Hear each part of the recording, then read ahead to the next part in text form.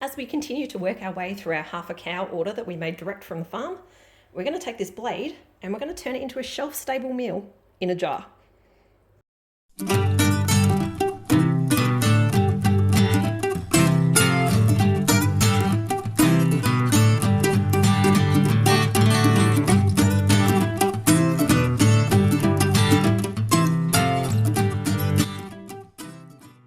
Hey, it's Rachel here from Bush Edge Homesteading Australia, and there is a lot going on in my kitchen today because we're still working our way through our half a cow order, and that means I've got things like pho on the go, and I've got beef that I need to get onto the shelf because I just didn't have enough room for everything in our freezer. And by making some ready meals for the shelf, that means that I can save up on a bit of freezer space, but it also means that I can have some shelf-stable meals ready to go for those nights where there's lots of like kids' school commitments and stuff like that as well. So I'm looking forward to having a couple of meals on the shelf because we don't have any on our shelves. And the pot roast recipe that's in my new book that I got very recently from Ball looks like one that I really want to give a go today. So this is the one we're going to do, pot roast in a jar. And I've got a whole bunch of things out already. I've got some celery, some carrots. I've been out to my bay leaf tree and I've picked some bay leaves. I've got some onions. There's also a bit of red wine here, and it seems like red wine is something you can omit or can keep in, and I'm definitely going to have that in there for a little bit of flavour. A bit of pepper, thyme.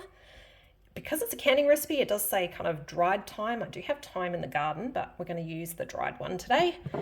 And a bit of salt, and of course, our big piece of blade. So the first thing I'm going to need to do is actually start chopping up some ingredients. And I'm going to start by chopping up the beef, because it does say that I need to cube that up. I'm looking forward to opening this up and having a bit of a closer look at this beef as well. Now, according to the recipe, what I need to do is cut this into 5 centimetre chunks. So let's first get it out without dripping meat juices everywhere. It's nice and juicy in that bag. Let's drain that off a bit. And then we'll start chopping this up. Now, this one here is a 2 kilo piece of meat, which is super fortunate because I actually need 2 kilos to do a double batch of this recipe. So in that book, it does talk about like a single batch doing 2 quart jars, which is like pretty much like a litre size jar. And yeah, so what I want to do today is 4 jars. So 4 of those litre jars, and that means I need to double everything in that recipe today. And that means I needed 2 kilos of meat, and this here is going to be perfect. Now you probably see what I'm doing here is kind of cutting off a bit of the fatty, sinewy sort of material. And that's because I don't want that going in my jars. I want nice, lean meat. So if you aren't aware already, when you're doing canning recipes, you do want to try and avoid fat in your jar. And there's a couple of reasons for that. It kind of increases the likelihood of things going rancid. The other thing that it does as well is it can mean that you don't get a good seal on your lids if you've got too much fat in your jar as well. So there's obviously a little bit of fat in that. There's also the skin, which is going to be really chewy. So I am going to keep that to the side. I've got a bit of a batch of dog meat going today and cat meat as well, because the cat also loves a bit of a fresh feed. That there is going to go in with that. And yeah, that'll keep the pets nice and happy. But what we need to do now is just kind of keep working on this piece of meat here. There's a little bit of fat underneath. I might take that out as well.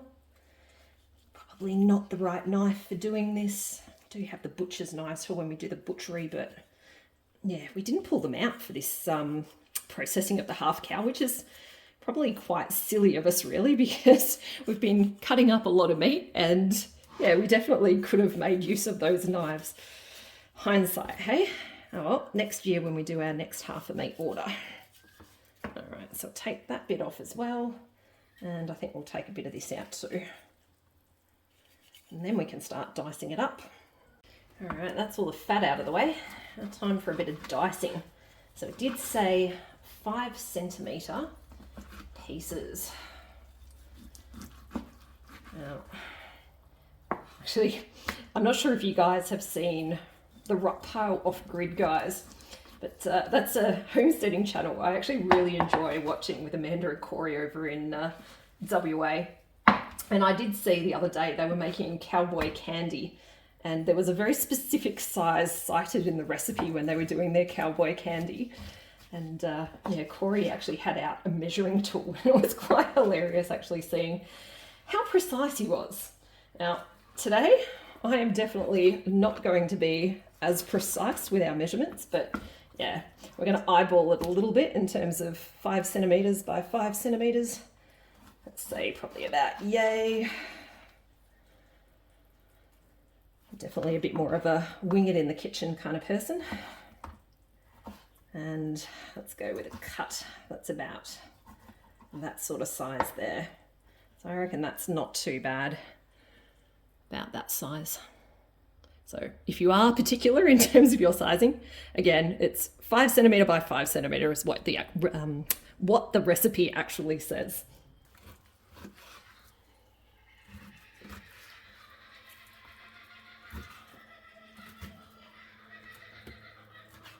And now that's all chopped up, that can go in the bowl.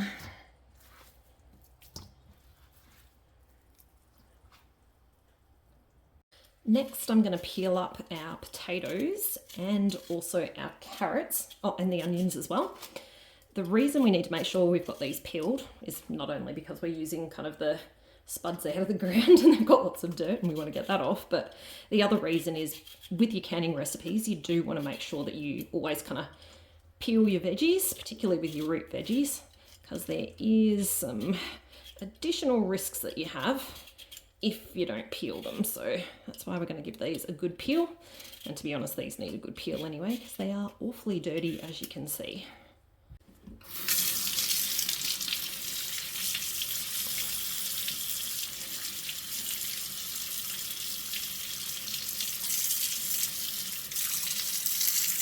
And normally I like to keep a lot of the scraps for my scrap stock and pop the peels in the freezer until I've got enough built up to make some stock. But unfortunately my freezer, or fortunately, my freezer is completely full of beef at the moment. So, and that means there's no room, and that means that this will get split out between the biogas, the compost, and also the worm farm. Let me just peel up the onions as well, and then we'll do the same to the garlic. There's some of our garlic cloves that we grew. Definitely not the biggest crop this year though. There goes one flying. Oh, let's get you back. That one there. Normally I wouldn't be too fussed about using that for cooking, but I might actually put that one aside and grab another clove. Actually, I'll grab another clove with in a second, but yeah, I don't want to get dirt and stuff in a canning jar, so that's why I passed over that one. We'll stick with some of these kind of cleaner looking cloves.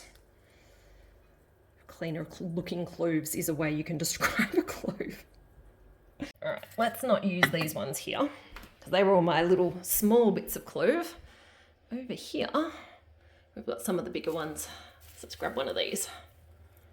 Now those ones are a bit better. I should have done that before.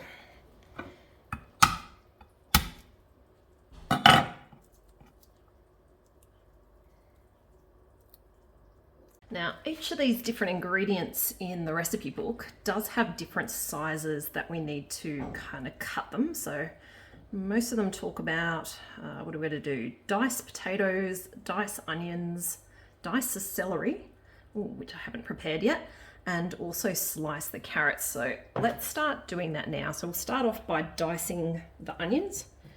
So it doesn't say what size to dice the onions, but for me, if I'm dicing onions, this tends to be the size I would go for. So let's just assume that that's the size that they are talking about in the recipe. And the sizes when you are following recipes for canning is kind of important because it can affect kind of the density and the heat penetration And of course, you know, when you're doing pressure canning, which is what we're doing here today, you actually want the temperature to get up to a certain point and right throughout the food. So do just keep that in mind if you are doing pressure canning, that yeah, you should take note of the sizes to chop things. That celery now. All right, what we'll do is we'll make a bit more room on the chopping board. We'll get the onion and pop that in our bowl as well. Now you probably notice I am kind of chucking everything in one big bowl as we're doing this, and that's because I've seen a few people online kind of just layer each ingredient up in the jar, and I will say it looks absolutely gorgeous when people do that. However, in reading the recipe in the book, it does actually say that you're supposed to put it all in a big bowl like this and then mix it up. So that's what we're going to do today.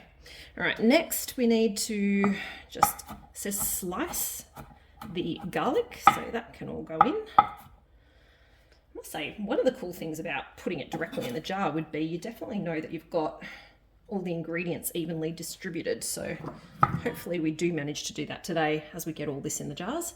Now next we're going to do the carrots. The carrots, it says we need to, I think it said slice. Yes, we're going to slice the carrots. So we'll just kind of take the ends off and then we'll give those a bit of a slice.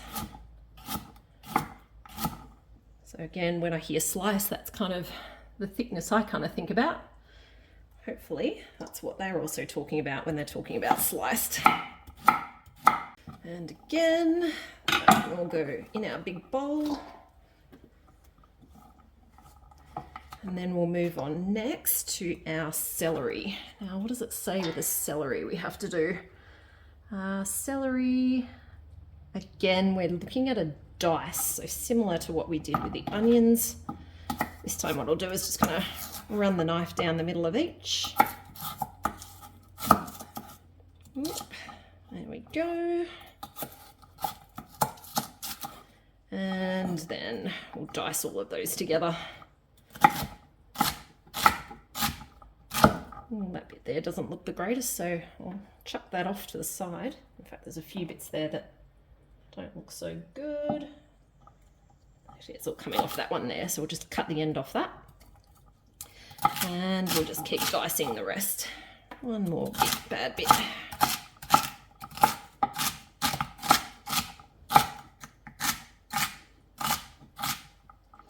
Sure, there's better ways to chop if you're a professional with your knife skills, but that's how I do it and it does the job. And again, all of that will just go in our bowl.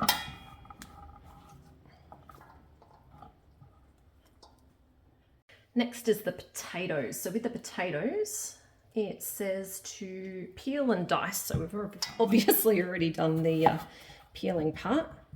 So let's just dice those up now.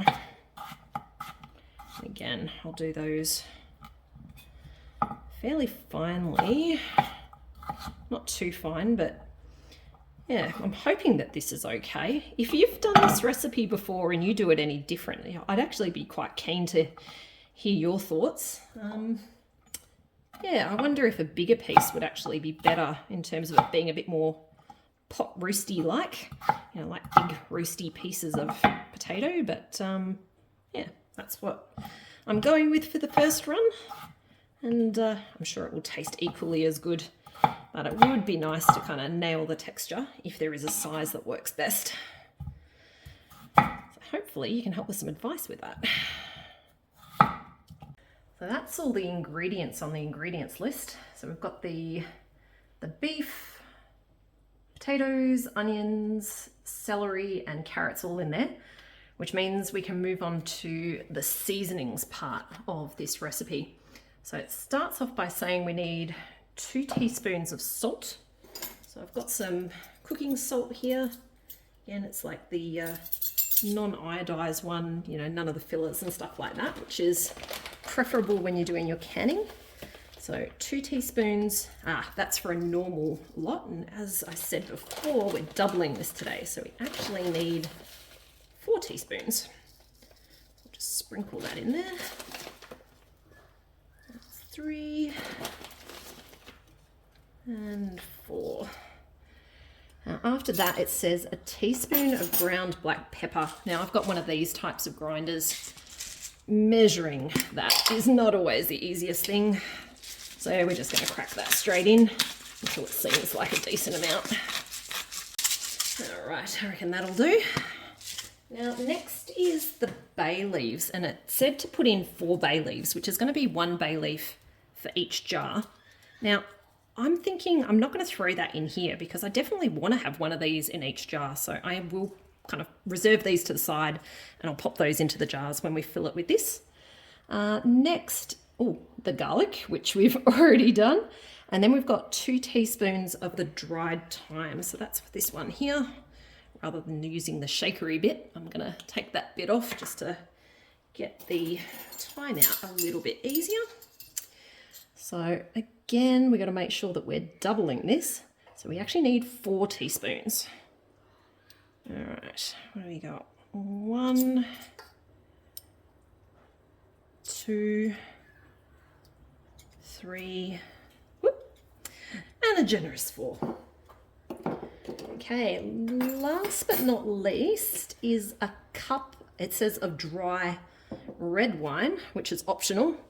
Now I do have some wine here. This is actually quite a nice wine. I am going to use some of this and we're going to drink the rest. So let's get that in there. And it says 1 cup. But again, we're doubling it. So that one there is a 1 cup measure. We're going to do 2 of these. And that should make it a really nice kind of red winey beef kind of stewy flavour. I'm actually looking forward to having some nice wine in this. And then having a bit of a nice drop to drink after too. There we go. And from there, we just need to give that all a really good mix in because you want that to be really evenly distributed. Given this is what we're going to distribute in all of those different jars. You don't want one jar that's got lots of potato and no meat, or one that's got lots of seasoning and another that's got none. So I'm just going to keep working that through for a bit. All right, that is a lot more even now. It's funny, the smell of it and with the flavors, it's a lot more like when I do like a red wine beefy stew, as opposed to what I'd kind of call a pot roast. It's yeah, it'll be interesting to see what the flavor of this one is like when we actually serve it up, because this isn't one I've done before. And yeah, the new book has inspired me to give it a go. All right, I reckon it's time now to grab our jars. I'm going to move that aside, that to the side. And let's start bringing over our 4 jars. So there's 1, 2, 3, and 4. And to fill these, just to make life a little bit easier, I'm going to use one of my canning funnels. And then essentially all I'm going to do is kind of take this meaty, vegetable-y seasoned mixture and I'm going to pop that directly into each of these jars.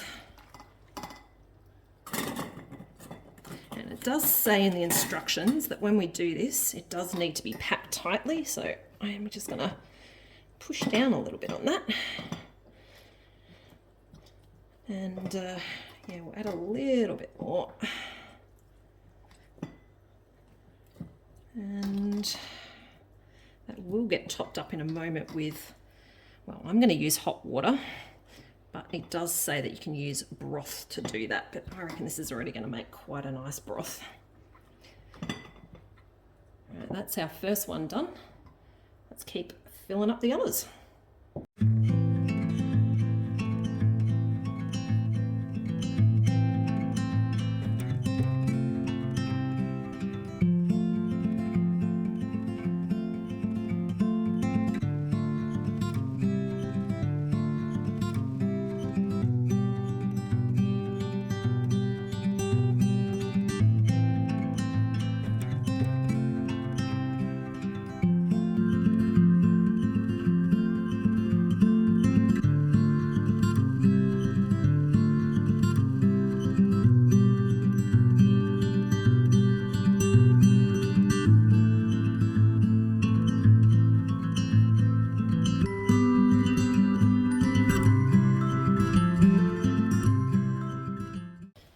forget to put the bay leaves in. Just going to tuck those in there a little bit. Actually, I might just poke it right down in there under the meat a little bit. So it definitely gets right in there and imparts some flavour.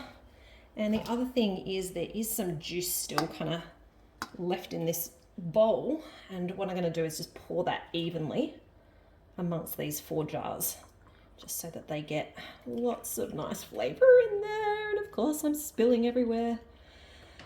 Ah, it's just me in the kitchen. There we go. Now that we've got that all in there, what I'm going to do is top it up the rest of the way with some boiling water. So it does say in the recipe to use like a hot broth. So if you've got like some beef stock or something like that, you could use that. But I need to do this a little quickly this afternoon with so many things going on. And given it's such a small volume anyway, you can see like the liquid is already up to here. I'm thinking that it's not going to change the flavour too much by just using water, and it doesn't really change the like safety of the canning or anything like that to use water instead. What I do need to do though is I need to check the headspace on these. So let's just check the recipe again. Where are we here? Broth, leaving 1 inch of headspace. All right, so let's get my headspace tool. See where we're at with this one here. So 1 inch, that with my headspace tool is this big mark here. So it's actually quite a big headspace that we need to leave. And in fact, if I bring you in here, that there is about what we are looking for. So remember, your headspace is that height between kind of your food that you put in your jar and the top of your jar. And they all definitely need a little bit of topping up. Let's check that one. It does say to use hot broth, which is why I boiled the kettle, and I'm using hot water for this one. And what I'm going to do next is actually give this a bit of a poke, just to make sure that if there's any little air bubbles and things in here that we try and release those, because you can get a bit of a false idea on where your headspace is if you have air bubbles and things in there. So just spin that around, give it a bit of a poke.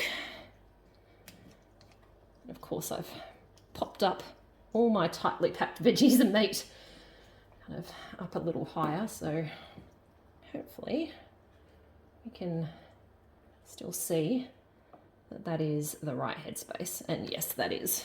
All right, we'll just continue along and just remove the bubbles with these. And now that I've done that, it's time to put the lids on. First, I do want to just give those a quick clean. And that's just to make sure there's nothing on there that'll get between the glass and the lid that we put on that might stop that seal from happening properly. There we go. Now that they're all cleaned, it's just a matter of grabbing the lids, and the lids can go on. I've got 4. I'm using the ball lids today because I don't actually, I've only got wide mouths at the moment of the ball ones.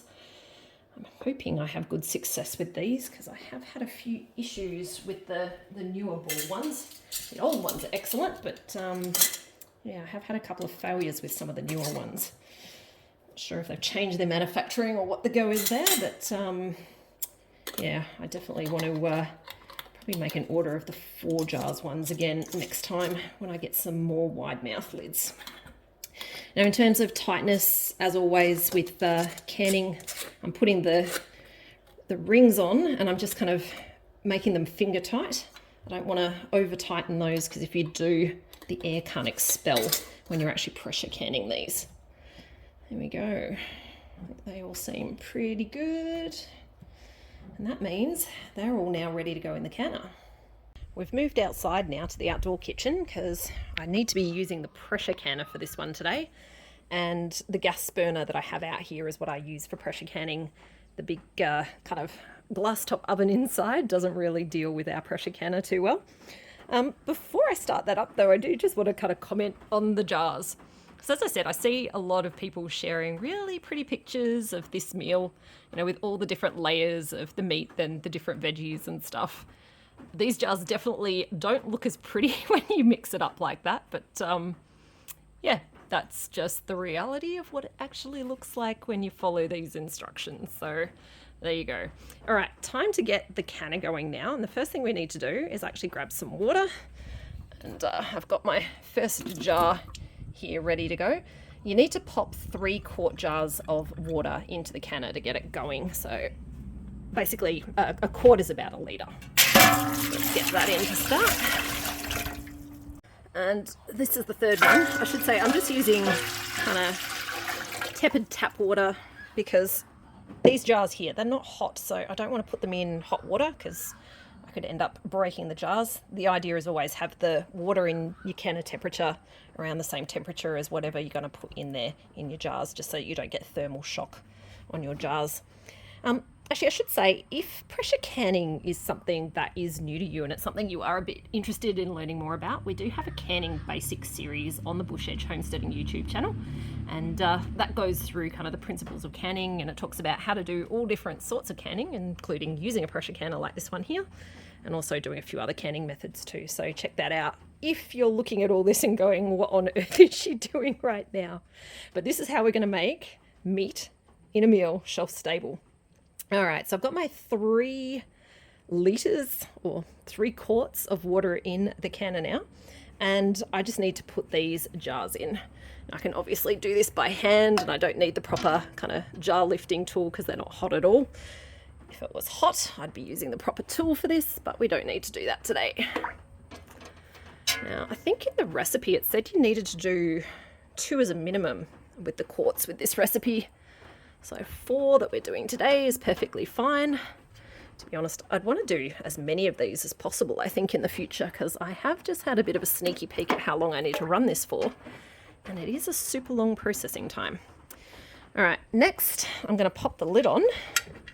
Actually, I might need to put down the camera to do that, and then we'll start this up.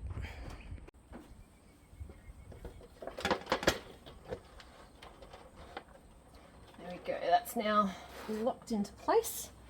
That means I can start it up. Awesome. Now there's a little bit of a light breeze around today, so I don't want this going out.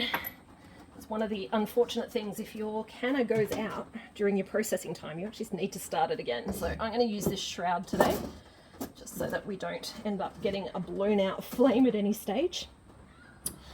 And I should note I've got the little pressure regulator weighted gauge thing.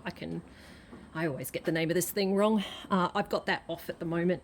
You don't want it on at this stage. We're also not starting the processing time or anything yet, because what we need to do is actually get this up to the right temperature first and the right pressure first before we can even think about starting that time. And the first step that we need to do is just kind of start heating this up, wait until we get some steam coming out. You let that vent for about 10 minutes, and then we can pop this little weight on. Got my steam spurting out now, so that means I can start my 10-minute kind of venting time. I know it probably doesn't look particularly steamy, but outside it is a little deceiving at times.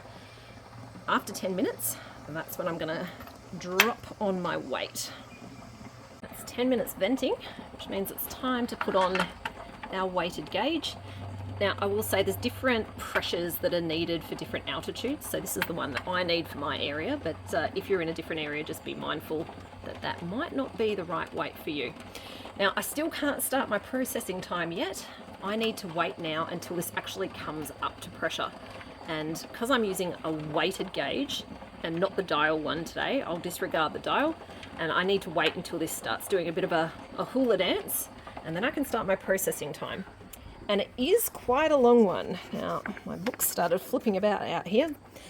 It does say for the quarts, I need to process these for 1 hour and 30 minutes. So once that hula girl starts going, I can start processing for that hour and a half. Alrighty, I got a little bit of an issue here. I'm not going to get another hour and a half's gas out of the biogas. I had a little bit of an issue where sometimes this little valve doesn't pop up and then it doesn't get up to pressure quick enough. Yeah, so I am actually going to have to try and take this inside and work with that oven that doesn't work too well inside. I have found the last couple of times I've tried to do this, it's required quite a lot of babying, because I find what happens is the burner kind of toggles on and off, because this pot is actually bigger than the size of kind of the glass stovetop burners. It's not like an induction or anything like that, but yeah, this is a bit of a pain. The other thing that I have reverted to in the past is my little kind of portable barbecue burners. I'm actually not sure I'd get an hour and a half out of one of those either. So that is something to keep in mind if you're doing this recipe. And do you have any limitations with kind of the surfaces you need to cook with as well? It is a really long processing time. And again, even an hour and a half, like I've had this going now for probably about 45 minutes and I haven't even got my little hula weight going yet. Yeah, for me, if there's any problem that I have, like I've had with this one today, I just don't get the processing time. Anyway, let's take this inside. Let's see if I can get it to work on the oven, because I will be absolutely gutted if I've done all this work and I can't actually can it up properly. Well, here we go. We're definitely winging it now. Hopefully I can get this to the pressure that's required if this thing decides to toggle on and off today. But it was close out there. We might be in luck here. That is the hula dance that we're looking for, which means we have got to pressure, and that means I can start my processing time of an hour and a half. Now, given I'm in here, I might as well actually set that on my timer. So let's get an hour and a half going. Whoops, it helps if I press the bell first. Come on, 1.5 hours. Oh goodness, nothing wants to work for me today. Got there eventually. Hour and a half, and this thing will go off, but I do need to keep an eye on this, because as I said, I've had issues with this stovetop before, and I know that that burner doesn't like big pots on it. So hopefully I can keep the jiggle, which means we are above that 10 pounds of pressure that we need for successful pressure canning at this altitude. So far so good. It seems to be holding the pressure. I actually reckon we might get some processed jars. Tell you what, I was sweating for a minute there. That's the hour and a half timer, which means I can turn that off. But I don't want to take the lid off or take the weight off or anything like that yet. I need to let this cool down, because there is a heap of pressure in here. And as it cools down, that pressure will kind of dissipate until we get to that point we can take the lid off. But I do a quick check just to see if the pressure's down. And it does take a while. See this little latchy thing? The fact that that's up means there's still pressure. So I need to keep being patient and wait. Woohoo! Pressure's finally gone. And you can see that because this has dropped down now. And that means I can take the weight off. But I still need to be patient. I've got to wait another 10 minutes. And then I can finally have a look inside and see what these are looking like. That's now completely depressurized. And I've waited, well, it's probably just over the 10 minutes that we needed to wait. Let's take that lid off. It's still super hot, so just be mindful of that when you are doing pressure canning. And let me get my little jar lifting tool. And now we can pull these out. Ooh, check that out. All right. Oh, there's not a lot of space here. Actually, there's another thing that's better about doing this outside. And I'm just going to bring this over to the bench and put it on a wooden board. You see the bubbles going in that one. All right, let's pull out the others. All right, here we go. That's 2. Looks like I might have lost a little bit of liquid in that one.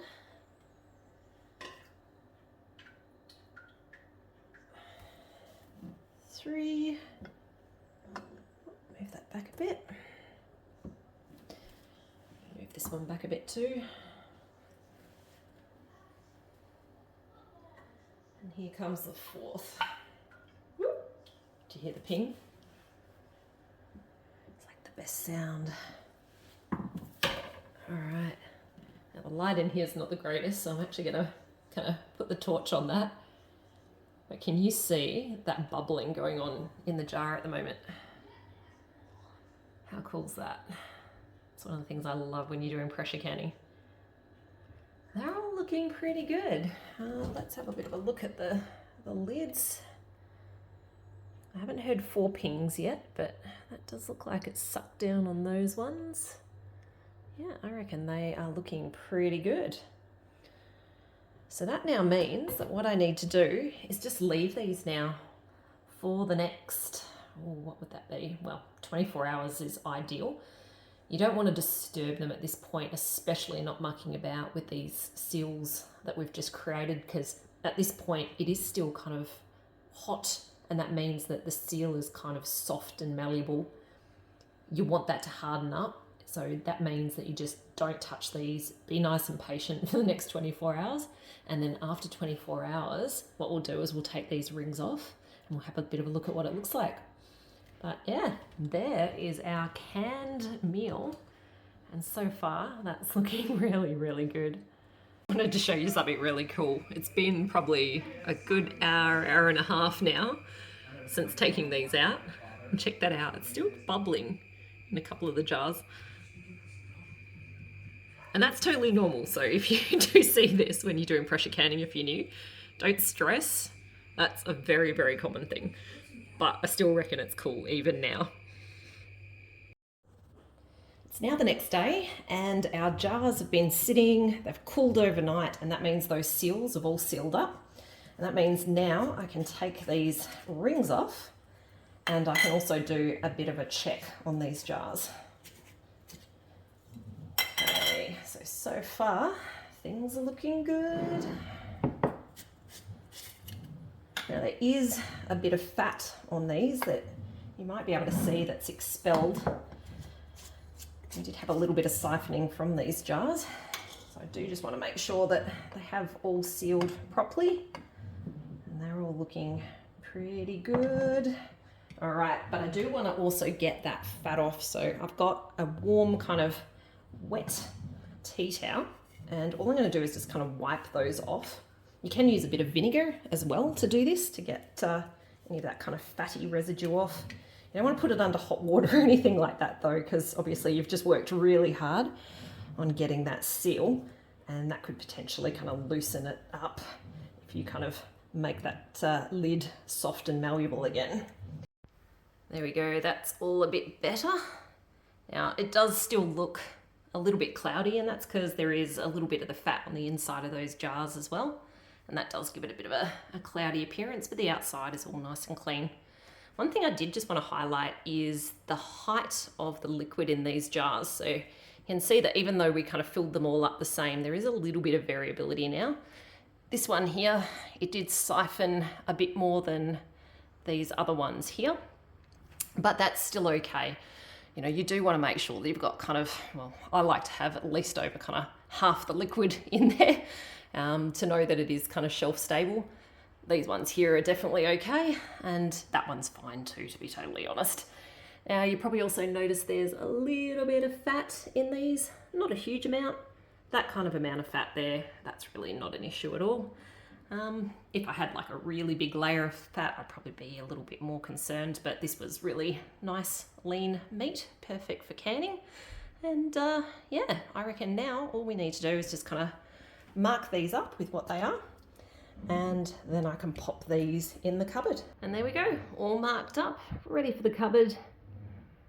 And that will be super handy to have on hand on those busy nights where we've got lots of kid commitments, because we'll be able to grab one of those out, kind of dump it on a bit of mashed potato or something like that. Or to be honest, you could even eat this on its own. Anyway, guys, thanks as always for joining, and catch you later.